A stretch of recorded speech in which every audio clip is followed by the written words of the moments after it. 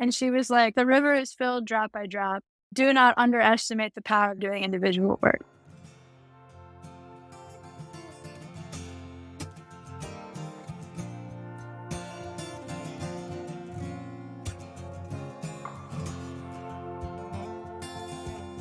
Welcome to the Wider Roots podcast, a show about how we can use the power of coaching and personal transformation to help create the world we most want to live in. I'm your host, Jeremy Blanchard, and today's episode is with my good friend, Noëlle Janka. She's a politicized career and healing coach dedicated to supporting social change leaders. For the past decade, she has brought together her personal experience navigating chronic illness with her passion for social justice and transforming systems of oppression. And she recently published her book, Rebel Healing: Transforming the Systems That Make Us Sick. I had the privilege to be one of the people cheering her on over the last few years as she wrote this book. And one of the things I love about it is the way that she draws this connection between systemic healing and personal healing. In this episode, Noëlle talked about concrete ways coaches can support social change leaders to reconnect with their bodies, their intuition, and a sense of interconnectedness with the whole. And one of my favorite parts was our conversation about how Noëlle embraced her role as a healer within social movements and how she navigates the tension between focusing on one-on-one work versus large-scale transformation. This was actually the first conversation I recorded for the podcast back in November of last year. I hope that what you get from this episode helps you in your work towards healing and justice. And if you'd like more resources at this intersection of personal and systemic transformation, you can head over to widerroots.com to sign up for the newsletter. All right, let's dive in.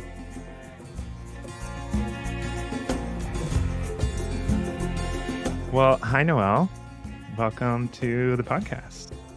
Thanks, Jeremy. So great to be here. So we've been buds for a long time, for I think a decade now.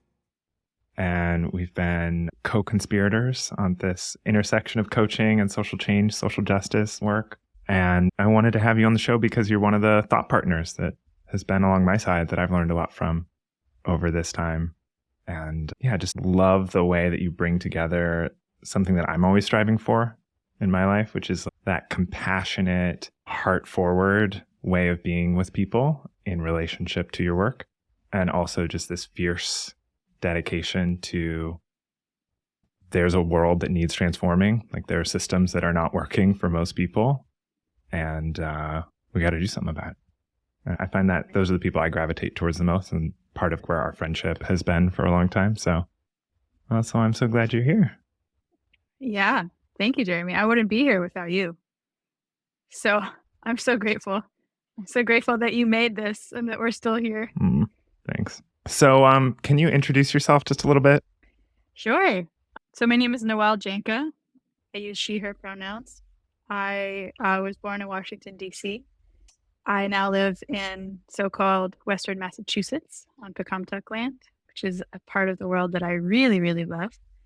And I have a background in grassroots and political organizing, and about 9 years ago, needed to figure out something different. And with your help, Jeremy, became a coach. And so now I call myself a politicized career and healing coach for social change makers. And I recently became a published author. Yes, you did. Releasing my book called Rebel Healing: Transforming Ourselves and the Systems That Make Us Sick. It came out in September. Hell yeah.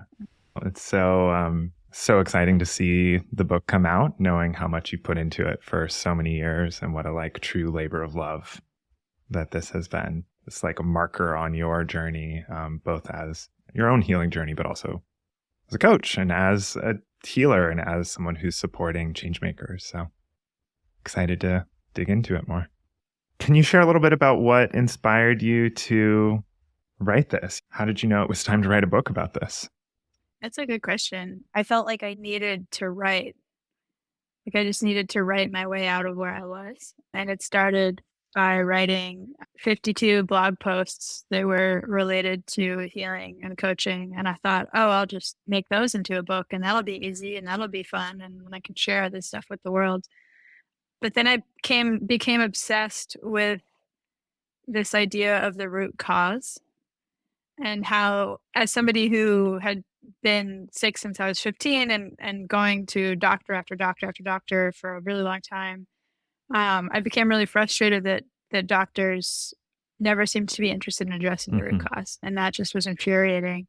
And I noticed, like, growing up in DC and like being interested in politics and always thinking about like what are the policy solutions for the things that people are struggling with in the collective, like why aren't those addressing the root cause?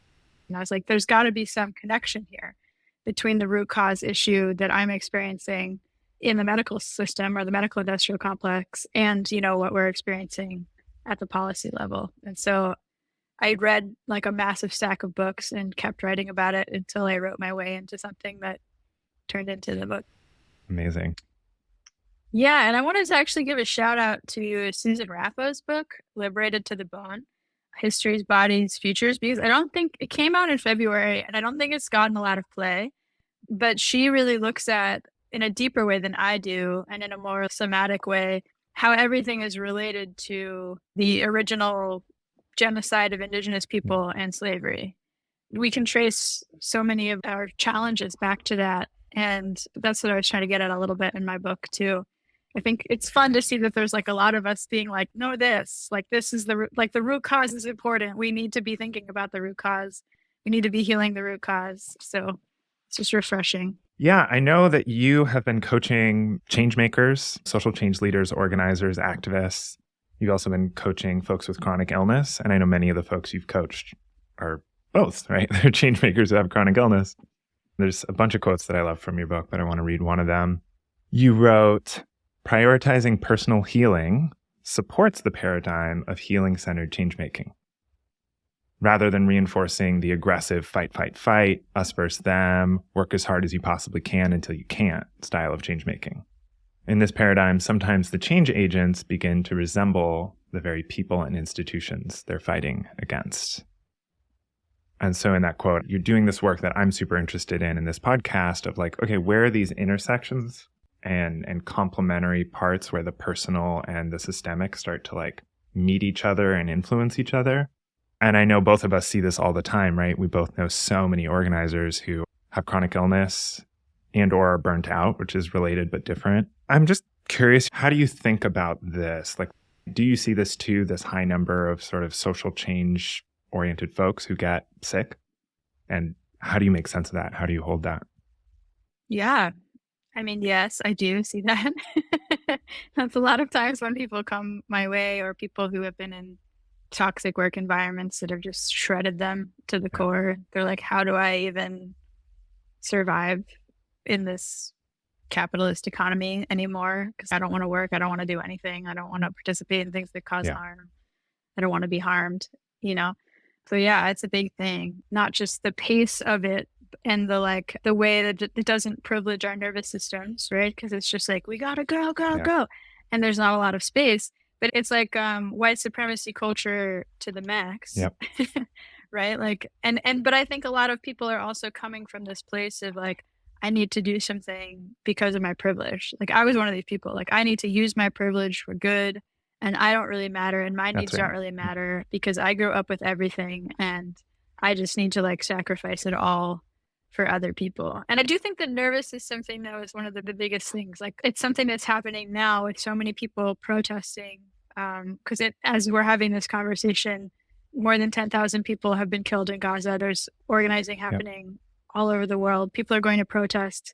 So sort of like going back to the original quote, right? I was saying that people can begin to mimic the people that they're trying to fight against or the systems that they're trying to change. It's really hard to be constantly protesting and organizing and not be dysregulated the entire time, right? And so we're trying to change these dysregulated systems from a state of dysregulation.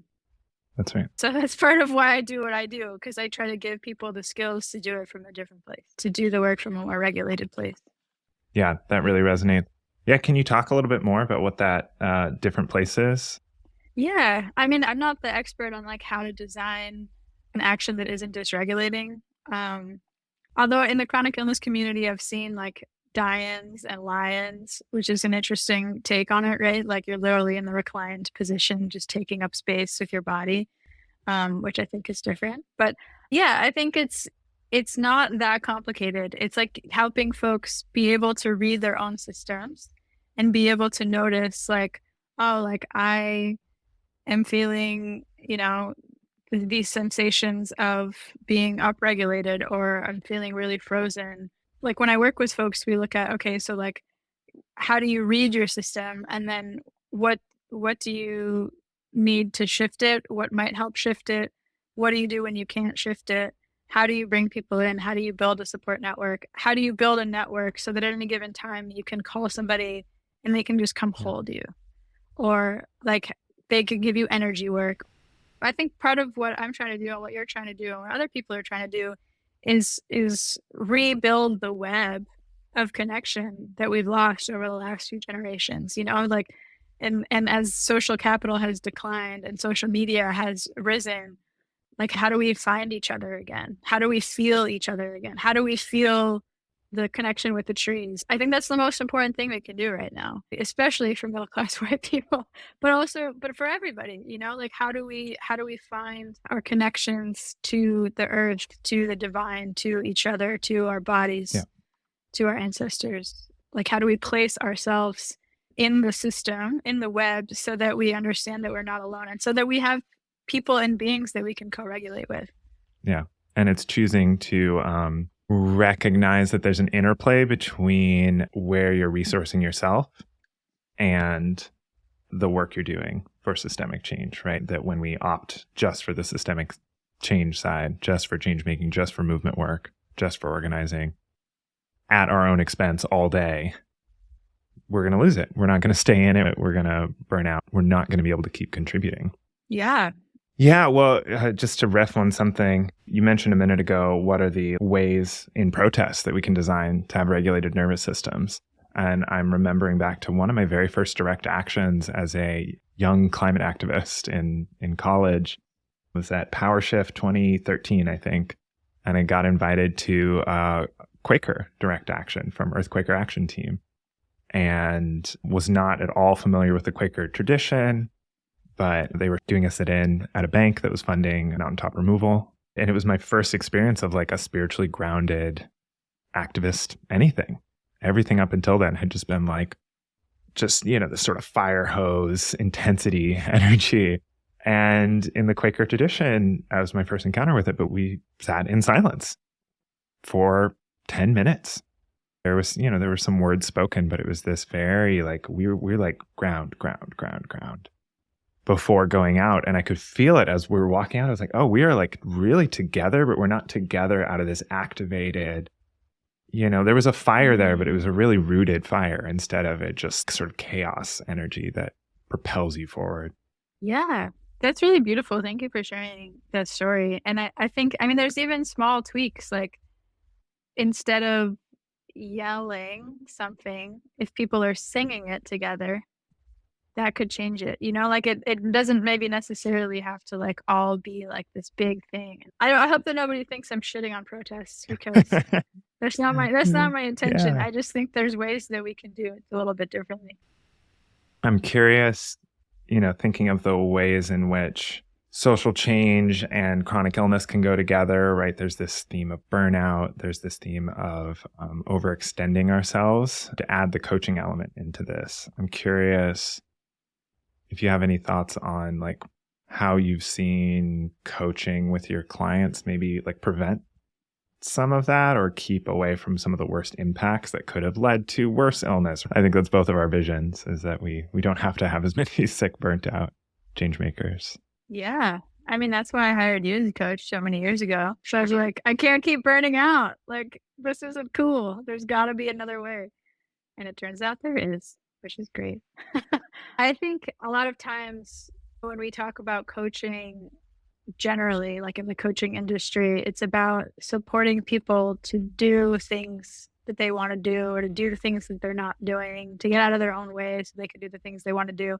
And I think a lot of times when I'm working with folks with health challenges, it's actually about like, what do you need to stop doing? Right? You need to stop pushing. You need to stop collapsing. And like, not that I would ever say those things to people, but those are some of the patterns that show up. Mhm. Or like, you need to stop trying to do 7 million things at once Yeah. and like see that like life will go on if you do half as much, you know? Yeah. And part of that is unlearning whatever conditioning or stories are causing that. Sometimes that's addressing trauma, which I'm Mhm. not a trauma therapist, so sometimes I have to send people somewhere else. But sometimes it's also just making space for folks to notice the impact of some of the ways that they've been being, Yeah. right? So there's a lot of crying. Yeah. Can you give an example of that last piece there? Like that way of being or that way of doing that's something they haven't experienced? It could look like pulling somebody in to do a Mm. task with them and getting that person to help them just like do the thing and not worry about the quality of it Mm. and just be done with it as a way to keep the Mm. perfectionism monsters away. Yeah. I mean, definitely one of these intersections between this like personal and systemic that I see is the way our individualist culture wants us to do everything on our own, right? How am I overworking, overextending, leading towards burnout? How do I learn to not pretend that I am this isolated thing and play into the capitalist myth of separation and individual success and productivity? Yeah, and I mean, I see it even with folks who aren't sick. Like, there's so much magic in just going somewhere and doing things with people. Like, I can't tell you how many times I work with my clients and I'm just like, okay, what would, like, you say you want to do this thing, what would make that sweeter or more fun or make you more likely to do it? And 9 times out of 10, it's to do it with other people, even if that means just going to the library to do it. And I think that's because we're social beings, and even in the basics of polyvagal theory, right? One of the physiological states is called social engagement. We need social engagement to be regulated. And like it's so easy to forget that because they don't Yeah. teach us that in kindergarten, you know? Maybe they do now, but they certainly didn't when I was in kindergarten. I just think it's just so important. And it sounds simple, but it's so powerful. Yeah.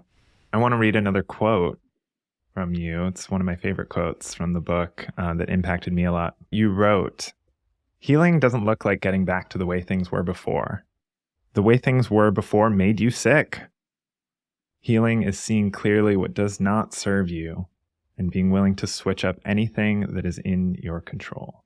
And that just resonates a lot with me looking at my own healing, mental health difficulties have come up. And I've definitely bought into this view of healing of like, I felt better before. I want to get back to before. And this idea, this forward looking interpretation of healing really strikes me. And it feels like a very coachy way of holding healing. It's like you have a possibility orientation, like almost a transformational view on what Mm. healing can be. So curious if there's anything more you want to say about that. Yeah. Well, this definition of healing I've been working with actually since putting out the book is that healing is really like 30% repair and like 70% transformation. And I think that really works for every definition of healing, whether like on the personal level, physical healing, spiritual healing, emotional healing, and then on the collective level too. And yeah, I hear it so much, people being like, I just want to feel better again. I just want to feel the way that I did. And that might be possible, you know, but like it's also just important to recognize that where we came from, like those are the conditions that created the challenges that we're facing, both on the personal and and the collective level. You know, another thing I talk about a lot in the book is visioning. And I think that's where visioning can be really useful because it's really easy to be like, well, if I can't go back to where I was, then where the hell am I going? And that's really scary. And um, I think that's something that helps us personally and collectively, like dreaming together. Okay, so if the medical industrial complex is killing people and keeping us sick and just like not that helpful for most things, then what do we want instead? Like, what does that look like? Hopefully this is changing, but like when I was a young organizer, we didn't do a lot of collective dreaming. It was just like, we need to change this policy right now, or like, we need to stop climate crisis right now. And it's like, okay, great, but what are we moving towards? So how do we personally and collectively dream outside of that is, I think, an important thing to be looking at. And even if it's at the personal level, like, again, a really great place to pull other people in. Like, hey, buddies, like, this is what I think I want my life to look like. What do you think? And then when a bunch of people are like, yeah, yeah, yeah, it makes it feel more possible. This weekend, I was at a 4-day somatics course with Strozzi Institute and was having a conversation about how do we bring others in to determining our role within collective change. Right? Like if I see that there's something I want to learn about creating a multiracial democracy, how can I go to the people who are much further ahead of me on that change path and say, Yeah. hi, I'm interested in being here. I'm interested in showing up. Here's the skills I have. Instead of me solely deciding like, well, I think I can fit in here. It's like these people actually know the terrain more. It's like a strategy conversation. Like, what would be strategic for me? Where can I be placed? How would you advise me to place myself within this work? And there's something so like rich there it's like removing the individualist tendencies. You and I have both done lots of visioning activities, and like, I'm going to go sit down with me and my journal and I'm going to write out my vision for my life. Right. And instead, exactly what you're talking about, how can we vision, but with others, even if it's about our role, but we're doing it immediately held in a collective and systemic container. 100%. I think it's a really good strategy. Cool. I'm curious to talk about, so we're both coaches among many other roles that we both hold. You and I both work on a one-on-one or on a small group or training workshop level. I'm curious, there's like this contradiction here, this tension that exists that I see between the individual level where we're really getting to be with one person and the exact support they need to go through their next level of growth to show up for their life and their change-making work. And then this desire for systemic change, like you and I are both holding a systemic view of things. And so I'm curious, like, how do you hold both of these? How do you think about these? Yeah. Well, I think I want to shout out a couple of resources first, and then I can share my story. So Deepa Iyer's social change map is really, really cool. I use it with clients and friends a lot. And it shows like all the different roles that are necessary in a movement for social change to be successful. And one of them is healer. And I think that's where I've landed. But there's also weavers and storytellers. I mean, there's a bunch of different roles. And then this book actually just came out by Omkari Williams, Activism, How You Can Make a Difference in the World Without a Bullhorn. And she has something similar. She has like different archetypes to help you figure out like, how is the way that I am going to make change. And I think that both Deepa Iyer's social change map and this book are really important right now as people are figuring out, okay, like, what am I going to do about Palestine? Like, I want to do something. And I don't, so I just wanted to shout those out. And we'll put the links in the show notes. Yeah. But it is something that I struggle with. I got into student organizing in college, both political organizing and worked on a living wage campaign. I do really appreciate that style and that approach to making change. It's so powerful. It's such a great thing to do in community. It can be so effective. It can be so strategic. Like, campaigns are such a rush, like I worked on the first Obama campaign and it was like one of the coolest things I've ever done. It was super amazing. And afterwards, I was sick in bed for 4 days, and I was like some of the sickest I've ever been.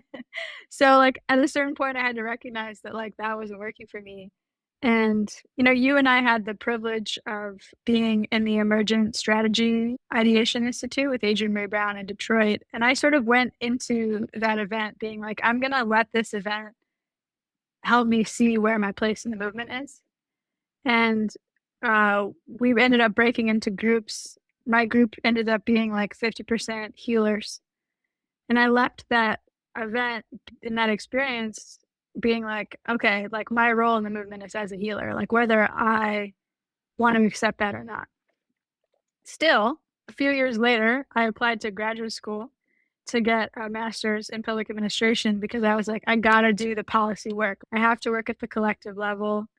And then I got accepted into graduate school, and I had this crisis because the only way I was going to be able to do it would have required me to quit coaching for 2 years. And I realized that, like, I didn't know if I could do that. Like, it just felt so important to me to be able to work with people one-on-one. And I had this incredibly powerful conversation with Latasha Brown, who co-founded the Black Voters Matter project. And I was like, Latasha, I can't decide whether I need to work at the individual level or the collective level. And I thought that she was going to talk me into doing collective work because of what she does. And she was like, the river is filled drop by drop. Do not underestimate the power of doing individual work. She was like, we need both. And she's like, if this is your spot, then this is your spot. And you need to know that it's just as powerful as if you were leading like hundreds of thousands of people. And that really did it for me. I was like, okay, if Latasha Brown is telling me that I can lean into doing individual work, then that's what I'm going to do. And I really do think everybody has a calling and a role and like a place where their individual skills and experience are most useful. And it's only by saying yes to our gifts and what we're being called to do that we're really going to make the change that we want to make. So I think people forcing themselves into one box or another, us included, is not being of service. And saying yes to the thing that we're being called to do, even when it feels hard. You know, I hope it doesn't take everybody 20 years to figure it out like it did for me. But if it takes that or more, like, God bless you, keep going, figure it out.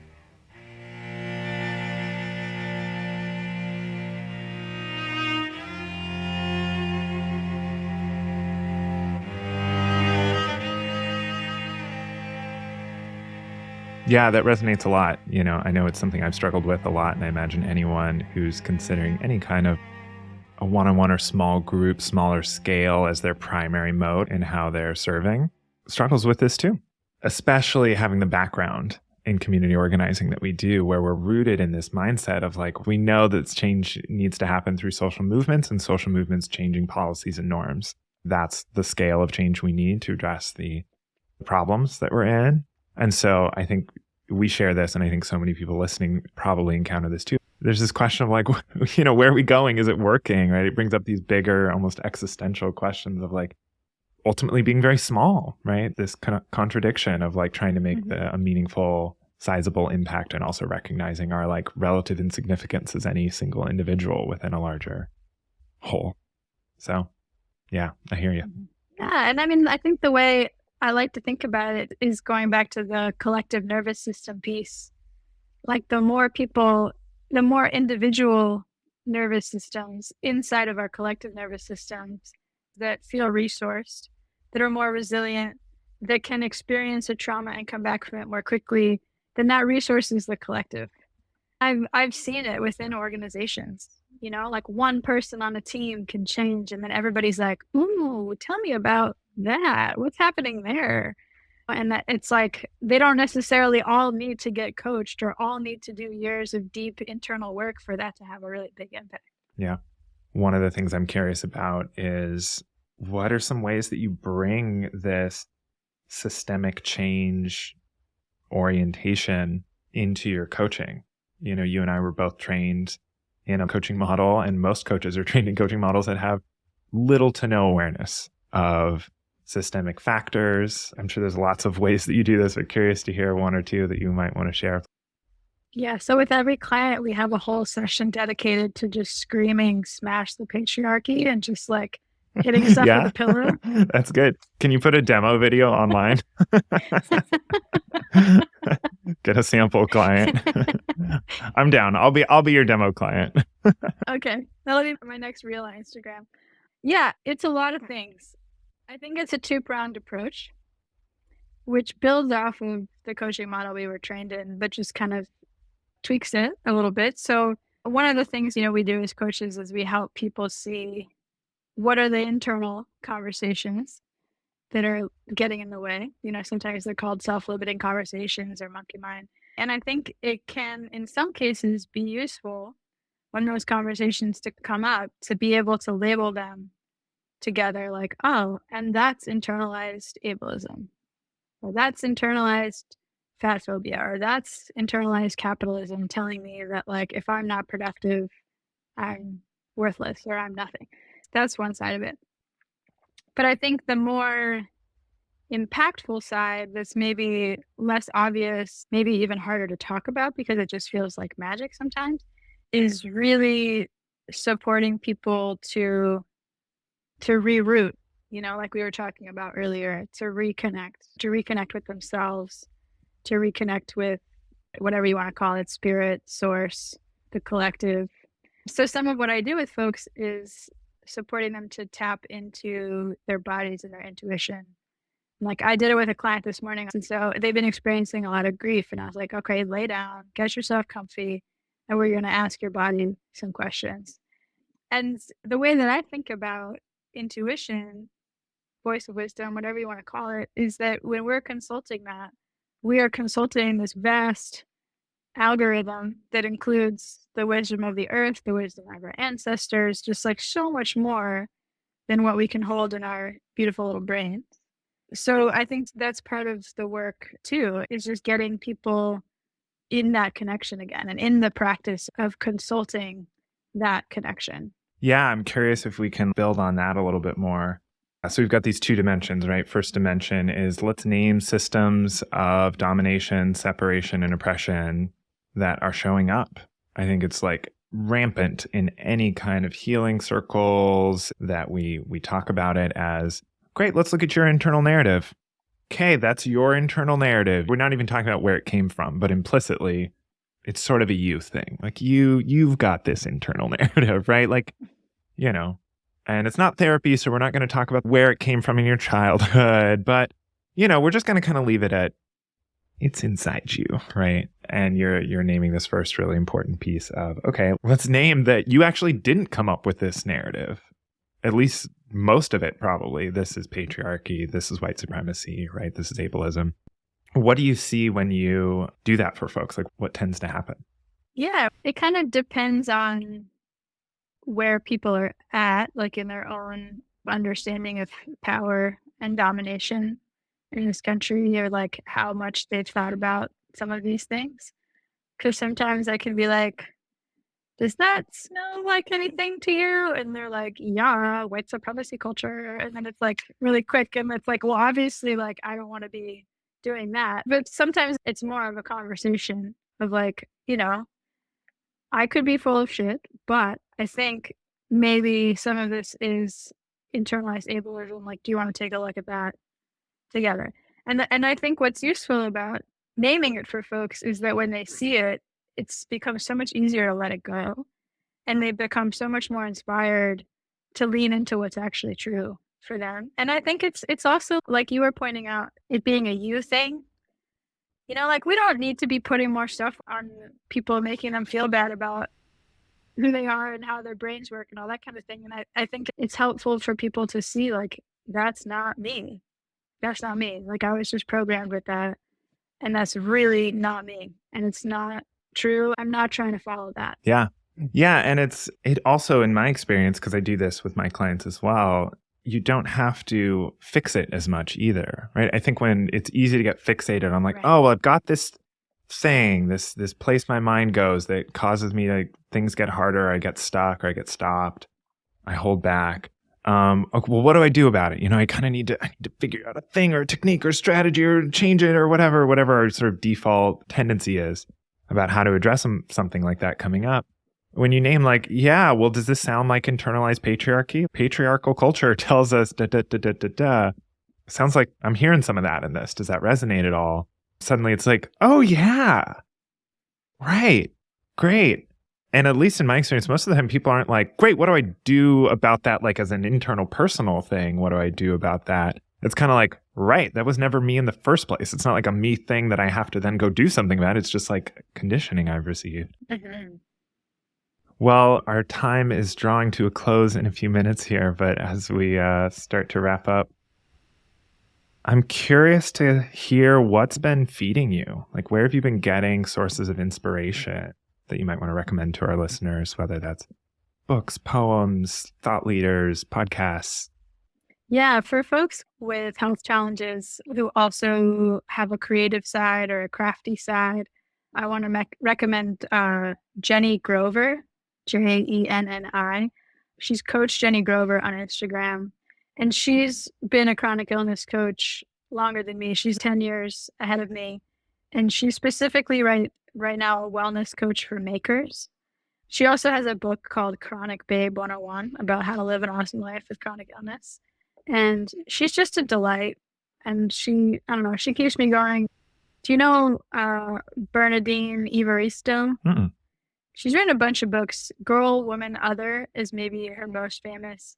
Girl, Woman, Other is like one of the coolest books I've ever read, in part because of the way that it's written. Like the punctuation, it's like written like poetry. And every chapter is the story of a different woman. And it goes like all across generations, nationalities, races, etc. It's just an incredible work of art. And then her other book about her own experience is just so sweet and so inspiring. Like you and I are big on like sticky notes. We've talked about this. Like putting our goals on sticky Yep. notes. And she had one that said, I'm going to win the Booker Prize. And she did recently. She got to accepted alongside Margaret Atwood.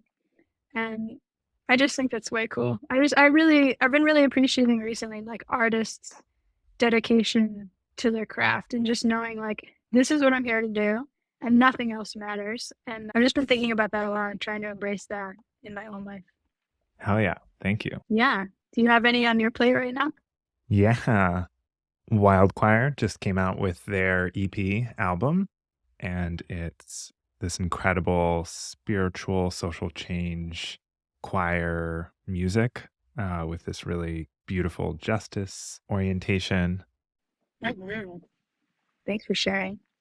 So where can folks connect with you and keep learning from you?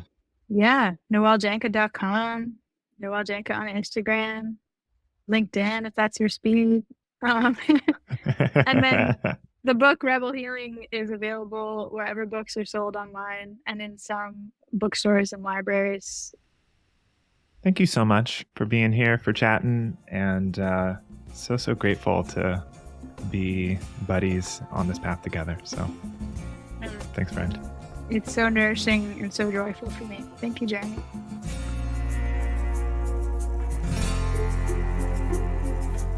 Thank you so much for listening. And thanks to Noëlle for sharing her wisdom and expertise here. Check out the show notes for links to the resources that Noëlle mentioned and other ways to connect with her. Episode 5 comes out in 2 weeks with nonviolence trainer and activist Kazu Haga. And so I think so much of the work that we need to do starts within our own movement spaces of like, how do we create that culture where even if I do or say the worst possible thing, I know that I still belong, because it's the way that the universe is structured, right? There's nothing outside of belonging. And so how do we give people that felt sense? So make sure to subscribe in your podcast app of choice so you can catch that episode and all the future ones. If you'd like to tap into the resources I've collected around personal and systemic transformation, please head over to widerroots.com to sign up for the free newsletter. If you have any questions or topics that you would love to see us cover on the podcast, you can email me at podcast@widerroots.com, and you can follow the podcast on Instagram at widerrootspod. Special thanks to Josh, Jessica, Kristen, Lila, and Ben for offering feedback on this episode. And a big thanks to Wildchoir for the theme music for this show. You're currently listening to their song, Remember Me, which will play us out. See you next time. Remember me to the earth, mama. Please take away all the hurt, oh mama. Remember me, remember me, remember me. Remember me, remember me, remember me. Remember me, remember me, remember me. Remember me, remember me, remember me. Oh, remember me. Oh, remember me, remember me.